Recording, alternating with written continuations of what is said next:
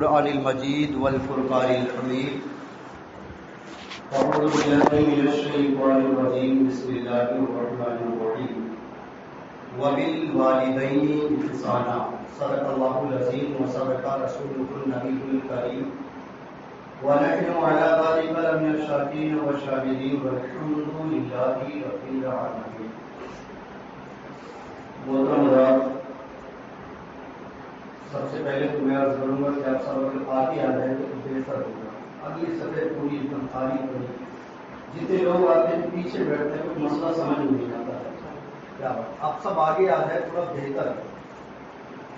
اللہ کے رسول صلی اللہ علیہ وسلم کا فرمان علی شان ہے. حدیث پاک کے اندر میرے آقا ارشاد فرماتے ہیں کہ جو شخص صفوں کو درست کرتا ہے، جو شخص صفوں کو درست کرتا ہے، صفوں کو برابر کرتا ہے، اللہ تعالیٰ کل قیامت کے دن اس کے عیب کو چھپا دے گا. یہ بہت خوش نصیبی ہے جو لوگ آگے آگے بیٹھتے ہیں. آپ اپنے آپ کو خوش نصیب سمجھتے، پیچھے بیٹھ جاتے سمجھ نہیں آتا. یہاں حدیث پاک کا مفہوم مل رہا ہے، حضور سے ہمیں سوغات کیا مل رہی ہے اس کو ہم لینے کے لیے تیار ہی نہیں ہے. ہم تو کامیابی یہی جانتے ہیں کہ بس پیچھے آئے اور 2 رکعت پڑھے، اس لیے نکلنے میں تکلیف نہ ہو. آگے بیٹھیں گے تو ظاہر سی بات ہے پوری پڑھ جانی پڑے گی اور تکلیف ہوگی. میرے بھائیوں، سب کو درست کرنے کی کوشش کریں، جتنا زیادہ کوشش ہو سکے کہ اگلی سب کو پہلے آپ سیدنا مولانا محمد بھائی وسلم صلی وسلم علیہ یا رسول اللہ صلی اللہ علیہ وسلم. پچھلے جمعے میں عرض کر رہا تھا قرآن پاک کی بہت مشہور و معروف آیت کریمہ، تقریباً پورے قرآن میں 35 مقامات پر اللہ رب العزت نے اس آیت کریمہ کو نازل فرمایا. اقیموا الصلاۃ وآتوا الزکاۃ کے فوراً بعد وبالوالدین احسانا، وبالوالدین احسانا، ماں باپ کے ساتھ حسن سلوک کرو. انشاءاللہ اس جمعے میں بھی کچھ اس پر لفظائی کرنے کی سعادت حاصل کروں گا، کچھ عرض کرنے کی سعادت حاصل کروں گا. اس سے پہلے ایک مرتبہ اور نبی علیہ نبی بارگاہ میں درود شکر ہے. اللہم صلی علی سیدنا محمد وسلم السلام علیکم یا رسول اللہ صلی اللہ علیہ وسلم. میں عرض کر رہا تھا پچھلے جمعے میں کہ آپ لوگ نماز مکمل پڑھ کے جایا کریں. بہتر ہوگا کہ نبی پر درود و سلام پڑھ کے جایا کریں. اپنے آقا پر درود اور سلام کا سوغات تحفہ پیش کر کے تب جایا کریں اپنے گھر. یہ خوش نصیبی ہے جو لوگ حضور پر سلام پڑھ کے جاتے ہیں. حدیث پاک کے اندر ملتا ہے کہ حضور کے روزے کی زیارت کے لیے یہ درود و سلام کو لوگ چھوٹا سمجھ بیٹھے ہیں. آج کچھ اہمیت ہی نہیں ہے، کوئی کسی کو وقت ہی نہیں ہے کہ آقا پہ درود و سلام پڑھا جائے. اور اس کا بینیفٹ کیا ہوتا ہے آپ کو بتاؤں، فائدہ کیا ہے. میرے آقا سرور کونین صلی اللہ علیہ وسلم ارشاد فرماتے ہیں کہ روزانہ صبح اور شام میں سید الملائکہ حضرت جبریل علیہ الصلوۃ والتسلیم 70,000 فرشتوں کو صبح میں لیتے ہیں اور 70,000 فرشتوں کو شام میں لیتے ہیں. لے کر کے نبی کے روضہ پاک پر حاضر ہوتے ہیں، سلام عرض کرتے ہیں. نبی کے روضے پر حاضر ہو کر سلام پڑھتے ہیں. اور اتنا ہی نہیں، میرے آقا ارشاد فرماتے ہیں کہ جس فرشتے کو زندگی میں ایک مرتبہ موقع مل جاتا ہے، پوری زندگی بھر میں جس فرشتے کو ایک مرتبہ موقع مل جاتا ہے پھر اس کا نمبر دوبارہ نہیں آتا سوائے سید الملائکہ حضرت جبریل علیہ الصلوۃ والتسلیم. یعنی فرشتوں میں جسے ایک مرتبہ نبی کے روضے کی زیارت کرنے کا موقع مل گیا، جسے ایک مرتبہ نبی کے روضے پر حاضر ہو کر درود و سلام پڑھنے کا موقع مل گیا، اسے اب زندگی میں دوبارہ موقع نہیں ملنے والا ہے. تم خوش نصیب ہو میرے بھائیوں، نبی کونین کا تمہیں صدقہ ملا ہے، رسول کریم کا تحفہ ملا ہے. اللہ رب العزت نے اپنے حبیب کے صدقے میں ہمیں انعام عطا فرمایا ہے کہ ہم جب چاہیں جتنی مرتبہ چاہیں اپنے نبی پر سلام پڑھ سکتے ہیں. جب چاہیں جہاں چاہیں جتنی مرتبہ چاہیں اپنے نبی پر سلام پڑھ سکتے ہیں. یہ خوش نصیبی کی بات ہے، ہمارے لیے سعادت مندی کی بات ہے کہ ہم جب چاہیں اپنے نبی پر سلام پڑھ سکتے ہیں. اور بہتر ہوگا کہ آپ سب سلام پڑھ کے جایا کریں. درود شریف اللہم صلی علی سیدنا مولانا محمد بھائی وسلم صلاۃ و سلام علیک یا رسول اللہ صلی اللہ تعالی علیہ وسلم. شاعر یہ عرض کرتا ہے کہ مختصر ہوتے ہوئے بھی زندگی بڑھ جائے گی، مختصر ہوتے ہوئے بھی زندگی بڑھ جائے گی، ماں کی آنکھیں چوم لیجیے روشنی بڑھ جائے گی، ماں کی آنکھیں چوم لیجیے روشنی بڑھ جائے گی۔ اور بلندی دیر تک کے شخص کے حصے میں رہتی ہے، بہت اونچی عمارت ہر گھڑی خطرے میں رہتی ہے، یہ ایسا قرض ہے کہ میں ادا کر ہی نہیں سکا، میں جب تک گھر نہ لوٹوں میری ماں سجدے میں رہتی ہے، میں جب تک گھر نہ لوٹوں میری ماں سجدے میں رہتی ہے۔ سبحان اللہ یاد ہے آپ سب کو؟ بلند آواز سے بولے سبحان اللہ، بولا کریں، اس لیے کہ جتنی دیر آپ اللہ کے گھر میں بیٹھیں گے، بیٹھنے کا ثواب پلس بولنے کا ثواب، ایک وقت میں آپ ڈھیروں نیکیاں کما سکتے ہیں۔ جتنی دیر بیٹھے سبحان اللہ الحمدللہ کا ذکر کرتے ہیں۔ اللہ رب العزت قرآن پاک میں ارشاد فرماتا ہے وَبِالْوَالِدَيْنِ إِحْسَانًا، ماں باپ کے ساتھ حسن سلوک کیا کرو۔ عرب کی سرزمین پر ایک ایسا شخص ہے جو اپنی ماں کو بہت پریشان کیا کرتا تھا، صبح سے لے کر شام تک مارا پیٹا کرتا تھا، پریشان کرتا تھا۔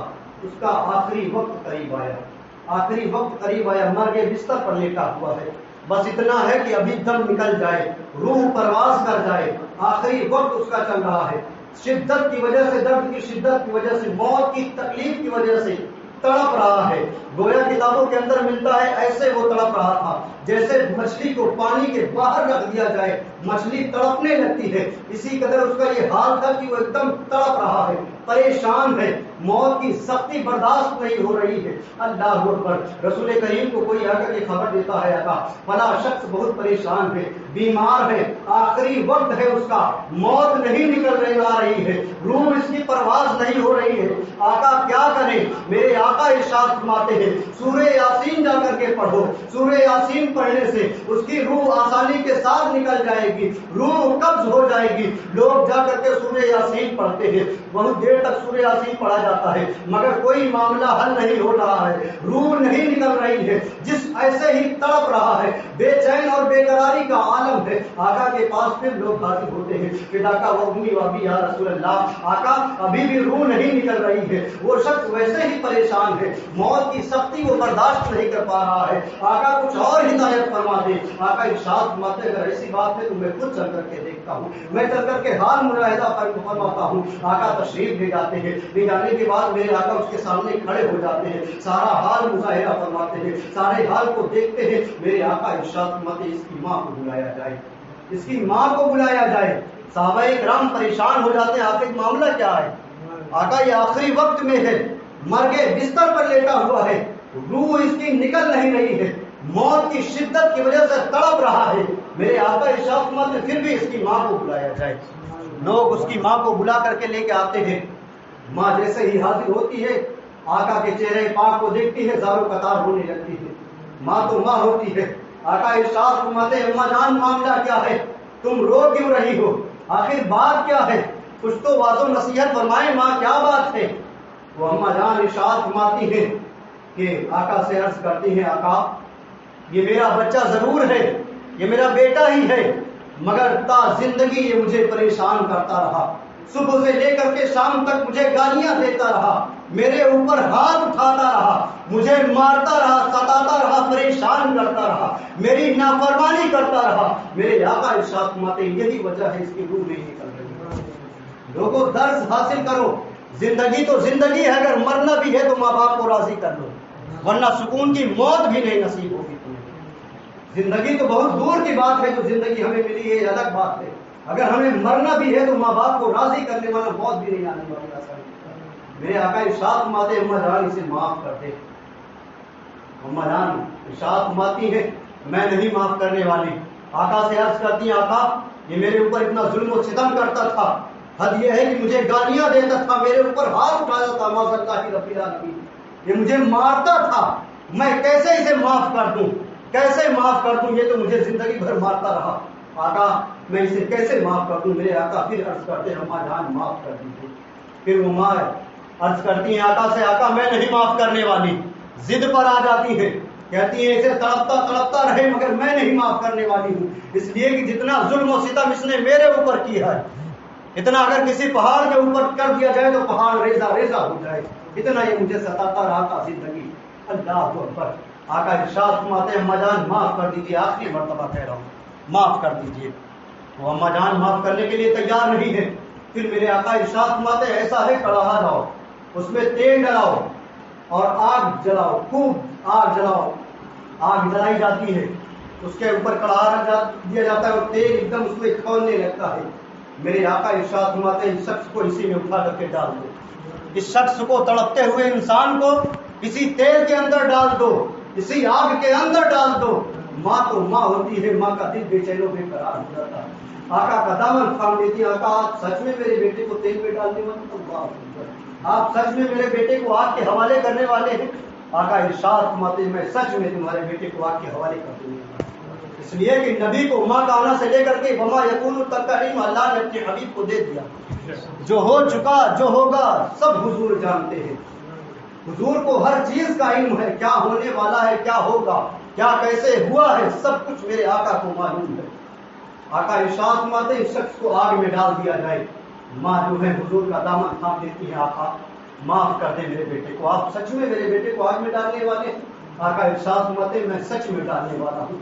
وہ اما جان عرض کرتی ہیں آقا میں کیسے اپنی نگاہوں کے سامنے اپنے بیٹے کو آگ میں تڑپتے ہوئے دیکھ لوں گی، کیسے میں دیکھ سکتی ہوں، میرا دل کیسے گوارا کرے گا کہ میری نگاہوں کے سامنے میرا بیٹا آگ میں جلتا رہے اور میں دیکھ لوں، یہ مجھ سے گوارا نہیں ہوگا۔ آقا ارشاد فرماتے ہیں اما جان یہ تو دنیا کی آگ کا معاملہ ہے، تم اگر معاف نہیں کرتی ہو تو کل قیامت میں جہنم کی آگ میں ایسے ہی تمہارا بیٹا جلے گا، اللہ اکبر، اور تمہیں دیکھنا پڑے گا۔ اما جان معاف کر دیتی ہے کہ اللہ میں اپنے حبیب کے صدقے میں، تیرے حبیب کے صدقے میں اپنے بیٹے کو معاف کرتی ہوں، تو بھی اس کے ساتھ بہتر صلہ عطا فرما۔ جیسے یہ زبان سے اتنے کلمے نکلتے ہیں کہ اس کی روح قبض ہو جاتی ہے آسانی کے ساتھ۔ رات محترم ماں باپ کو راضی کر لو، ابھی وقت ہے، ابھی وقت ہے، اگر زندگی کے ساتھ ساتھ اور زندگی کے بعد بھی آخری وقت میں، اس لیے کہ موت اس وقت تک آسانی کے ساتھ آئے گی ہی نہیں جب تک تمہارے ماں باپ ان سے راضی نہ ہو۔ خوش نصیب ہے وہ لوگ جن کے ماں باپ ان سے راضی ہیں، خوش نصیب ہے وہ لوگ۔ درود شریف اللہم صلی علی سیدنا مولانا محمد بارک وسلم، صلاۃ و سلام علیک یا رسول اللہ صلی اللہ تعالی علیہ وسلم۔ ایک سید التائبین ہے جن کا نام حضرت اویس قرنی رضی اللہ تعالیٰ عنہ، آپ سب اچھے طریقے سے نام جانتے ہیں۔ ماں کی خدمت کا انجام دیکھنے کیسے ملا ہے، صرف ماں کی خدمت کا انجام ہے اور کچھ نہیں۔ میں برابر یہ جملہ عرض کرتا رہتا ہوں کہ یہ تو مسجد ہے، دنیا میں یہ مسجد ہے، اللہ کا گھر ہے، یہ تو عام بات ہے، اگر تم خانہ کعبہ کے اندر بھی مر جاؤ گے، اگر ماں باپ تم سے ناراض ہے تب بھی کچھ نہیں ملنے والا ہے۔ پیر صاحب کی غلامی کرنے والوں، آج سنیوں کے اندر یہ معاملہ بہت تیزی کے ساتھ پھیل رہا ہے، کوئی عالم صاحب دروازے پر آ جائیں، کوئی پیر صاحب اگر آ جائیں تو ایسا ادب و احترام دکھاتے ہیں گویا سب کچھ مان بیٹھے ہیں۔ اچھی بات ہے، عالم نائب رسول ہوتے ہیں، انہیں حق ہے ان کا ادب و احترام کریے، مگر یہ ادب و احترام اسی وقت کام آئے گا جب گھر میں تمہارے ماں باپ ان سے راضی ہوں گے۔ ماں باپ سے اسی اونچی آواز میں بات کر کے پیر صاحب کو خوش کرنے والوں کوئی فائدہ حاصل نہیں ہوگا، چاہے تم 1000 نہیں 1,00,000 چادر مزار پہ چڑھا دو گے تب بھی کچھ نہیں ملنے والا ہے۔ اس لیے کہ اللہ والوں کا یہی قول تھا، ان کی زندگی کا یہی عمل تھا، یہی قول و افعال کے لیے وہ اپنی زندگی کو قربان کیے ہیں، یہی درس کے لیے قربان کیے ہیں کہ آنے والی نسلیں یہ سیکھ لیں اگر سب کچھ حاصل کرنا ہے تو سب سے پہلے ماں باپ کو راضی کریں گے تب کچھ جا کر کے ملے گا۔ اگر ہمارے ماں باپ ہم سے راضی نہیں ہے تو ہمیں کچھ نہیں ملنے والا ہے، چاہے ہم مزار کو اپنا سب کچھ نہ مان بیٹھے، چاہے جتنی چادریں چڑھا دیں، پیر صاحب کو خوش کر لیں، عالم صاحب کا ادب و احترام کر لیں، کچھ بھی کریں، چاہے جتنی منتیں مرادیں کر لیں، حد یہ ہے کہ 1 نہیں 1,00,000 حج بھی کر لیں تب بھی کچھ نہیں فائدہ حاصل ہونے والا۔ اگر ماں باپ تم سے راضی نہیں ہے تو سب تمہارے منہ پہ مار دیا جائے گا۔ اب ماں باپ کے ادب و احترام کا وہ نمونہ سنیں، کتنا انمول تحفہ ملا ہے۔ حضرت اویس قرنی رضی اللہ تعالیٰ عنہ ماں باپ کی خدمت کرتے تھے، ماں نابینا ہے، ماں کی خدمت میں ہم وقت ہیں اور حضور کی ظاہری زندگی میں حضور کی زیارت نہ کر سکے، تابعین میں سے ہے۔ جب حضور کا آخری وقت آیا ظاہری، میرے آقا دنیا سے تشریف لے جانے والے تھے، پردہ کرنے والے تھے، تو میرے آقا حضرت عمر اور حضرت علی کو بلاتے ہیں۔ بلانے کے بعد ارشاد فرماتے ہیں علی میرا جھبا ہے، میرا جھبا ہے، میرے تشریف لے جانے کے بعد، میری دنیا سے رخصت ہونے کے بعد، پردہ کرنے کے بعد میرا جھبا تم لے جانا، اور شہر قرن میں ایک میرا محبوب ہے، میرا چہیتا ہے، میرا عاشق ہے، جس کا نام ویسے کرنی ہے اس کو میرا ایک تحفہ دے دینا، اور صرف تحفہ ہی نہیں بلکہ اس سے امت کی مغفرت کی دعا کرانا۔ اللہ اکبر، یہ رسول کہہ رہے ہیں، وہ رسول جو صرف اپنی زبان پر الفاظ لے آئے تو الفاظ آنے سے پہلے رب قبولیت کی سند عطا فرما دیتا ہے۔ وہ رسول جو سید الانبیاء ہے، جو امام الانبیاء ہے، جو مالک جنت ہے، مالک کل کائنات ہے، وہ رسول ارشاد فرما رہے علی عمر تم جانا قرن میں میرا ایک عاشق ہے ویس نام ہے، اس کے سامنے پہنچنا، جبہ پیش کرنا اور کہنا کہ رسول نے کہا ہے امت کی مغفرت کی دعا کرنا۔ اللہ اکبر، آخر معاملہ کیا ہے؟ رسول حضرت ویسے کرنی سے دعا کیوں کروا رہے؟ حضور علی سے کہہ دیتے علی تم دعا کرو، اس لیے علی کے بارے میں تو میرے آقا ارشاد فرماتے ہیں انا مدینۃ العلم و علی بابها، میں علم کا شہر، علی اس کے دروازہ ہے۔ حضور ارشاد فرماتے ہیں من کنت مولا فهو هذا علی مولا، میں جس کا مولا علی اس کے مولا ہے۔ اتنی فضیلت ملنے کے بعد بھی میرے آقا ارشاد فرما رہے ہیں علی اور عمر تم جھبا لے کے جاؤ، اور لے جانے کے بعد شہر قرن میں میرا ایک عاشق ہے ویس نام ہے، یہ جھبا اسے پیش کرنا، کہنا رسول نے بھیجا ہے، اور بھیجنے کے بعد جب اسے دینا، دینے کے بعد اس سے امت کی مغفرت کی دعا کرانا۔ اللہ اکبر، کس لیے میرے آقا کہہ رہے ہیں؟ حضرت ویسے کرنی ماں کی خدمت میں ہمہ وقت رہا کرتے تھے، ماں کی خدمت کرنے کا یہ نتیجہ مل رہا ہے، یہ انہیں تحفہ مل رہا ہے کہ رسول ان سے دعا کروا رہے ہیں۔ اب یہ ہے کہ رسول کی شان عرفہ و اعلیٰ ہے، رب کے بعد سب سے بلند و بالا مقام میرے آقا سرور کونین کا ہے۔ میرے آقا امام اہل سنت مجدد دین و ملت شاہ امام احمد رضا خان فاضل بریلوی ارشاد فرماتے ہیں سب سے اعلیٰ و اولا ہمارا نبی، سب سے بالا و اعلیٰ ہمارا نبی، اپنے مولا کا پیارا ہمارا نبی، دونوں عالم کا دلہا ہمارا نبی۔ یہ وہ نبی ہے جن کے بارے میں مجدد دین و ملت ارشاد فرما رہے ہیں، مگر میرے آقا خود ارشاد فرما رہے ہیں علی جھبا لے کے جاؤ اور ویس سے دعا کرانا۔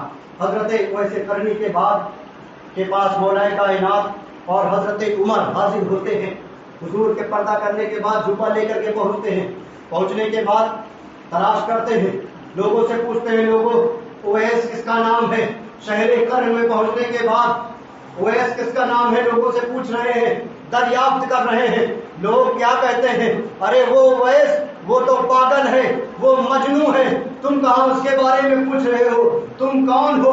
ارشاد فرماتے ہیں میں علی ہوں، یہ عمر ہے، ہم مدینہ طیبہ سے آئے ہوئے ہیں، رسول نے جھبا بھیجا ہے۔ لوگ کہتے ہیں رسول نے ان کے لیے جھبا بھیجا ہے، وہ تو پاگل اور مجنون ہے، وہ یوں ہی بھٹکا کرتے ہیں، جنگل و بیابان میں رہا کرتے ہیں، ان کا تو کچھ معاملہ سمجھ میں نہیں آتا ہے۔ دنیا کی نظر میں وہ شخص ضرور پاگل اور مجنون ہو سکتا ہے، مگر رب کے اور رسول کی نگاہ میں وہ عرفہ اور اعلیٰ ہے۔ حضرت ویسے کرنی کے پاس جب پہنچتے ہیں، پہنچنے کے بعد سلام پیش کرتے ہیں، جواب ملتا ہے، جھبا پیش کرتے ہیں۔ ویس آقا نے آپ کے لیے جھبا بھیجا ہے۔ جیسے ہی رسول کے جھبے کو دیکھتے ہیں زاروں قطار رونے لگتے ہیں، کوسا لیتے ہیں، چومنے لگتے ہیں، میرے آقا نے میرے لیے جھبا بھیجا ہے۔ اللہ اکبر، اپنی قسمت میں ناز کرتے ہیں، کہا میں جیسا میں غلام اور وہ آقا ہو کر کے مجھ جیسے ادنا غلام کے لیے جھبا بھیجے ہیں۔ آخر معاملہ کیا ہے؟ معاملہ عرض کرتے ہیں، حضرت عمر ارشاد فرماتے ہیں اویس رسول نے جھبا بھیجا ہے،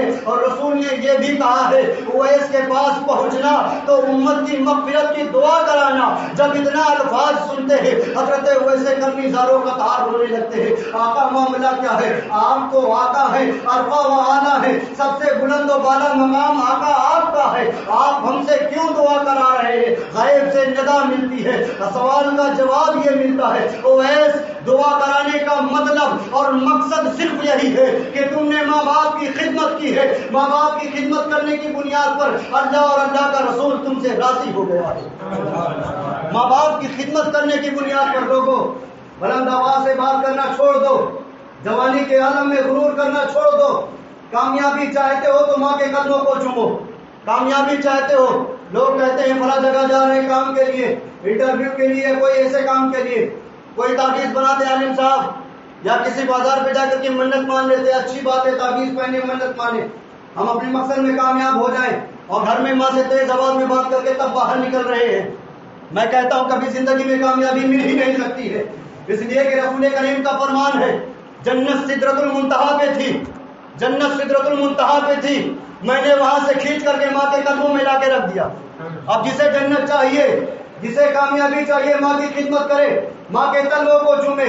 تمہیں تعویذ پہننے کی ضرورت نہیں میرے بھائیوں. اگر تم کامیاب ہونا چاہتے ہو تو قسم خدا کی ممبر رسول سے دعویٰ کر رہا ہوں، کہیں بھی تم نکلنا چاہتے ہو کام کے لیے یا کسی مقصد کے لیے نکلنا چاہتے ہو، ماں کے چہرے کی زیارت کرو، ان کے ہاتھوں کا بوسہ لو، خوشبو اور وضو کے ساتھ دیدار کر کے نکل جاؤ. اللہ کے فرشتے تمہاری حفاظت کریں گے، اللہ کے فرشتے تمہاری حفاظت کریں گے اور کامیابی تمہارے قدم چومے گی.